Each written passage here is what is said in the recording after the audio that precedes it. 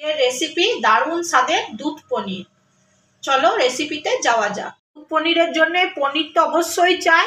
পনির নিয়ে এসে আমি পিস পিস করে কেটে নিয়েছি।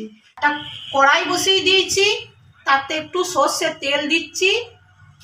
তেলেতে অল্প একটু হলুদ দিয়ে দিয়েছি। তেলটা গরম হয়ে গেছে, ওর মধ্যে এবারে পনিরগুলো দিয়ে দেবো।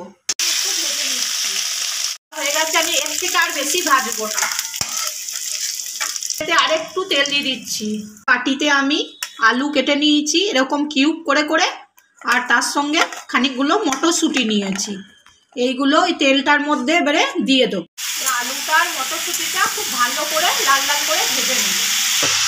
একটা বাটিতে আমি কাজু আর রোস্টেড বাদাম নিয়ে নিয়েছিলাম, সেটা মিক্সারে ভালো করে বেটে সেরকম করে নিয়েছি, আর তার সঙ্গে একটা লঙ্কা দিয়ে দিচ্ছি। দেখো বন্ধুরা, আলুটা আমার ভাজা হয়ে গেছে, এর থেকে আর বেশি ভাজবো না। এবারে যে পেস্টটা করে রেখেছিলাম ওটা দিয়ে দিচ্ছি। দুধ পনিরের জন্য দুধ তো অবশ্যই লাগবে। একটা বাটিতে আমি দুধ নিয়ে নিয়েছি। বাড়িতে আমার ভাজা মশলা করে রেখেছিলাম, সেটা দিয়ে দিচ্ছি। ধনে আর জিরেকে কাঠখোলায় ভেজে নিয়েছিলাম। একটাও মশলা করে রেখেছি, মৌরি আর 5 ফোড়ন। জিরেটা অল্প একটু চিলি ফ্লেক্স দিচ্ছি। এটাও আমি বাড়িতে তৈরি করেছি।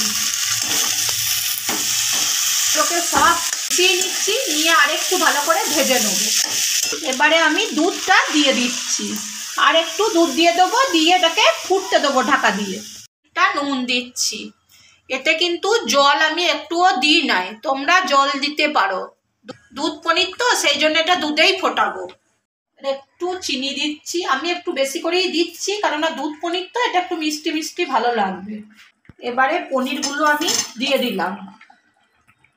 আলুটা আমার সিদ্ধ হয়ে গেছে, এবারে পনিরগুলো দিয়ে আর একটু ফুটিয়ে নেব। পনিরটা আমার হয়ে গেছে, এবারে আমি ওর মধ্যে এক বড় চামচের 1 চামচ ঘি দিয়ে মিশিয়ে নেব।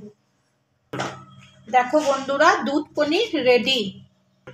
তোমাদের এই রেসিপিটা যদি ভালো লেগে থাকে তাহলে অবশ্যই লাইক, কমেন্ট আর শেয়ার করতে ভুলবেন না, আর অবশ্যই চ্যানেলটিকে সাবস্ক্রাইব করে দেবে। আজকের জন্য বিদায় নিচ্ছি, টাটা।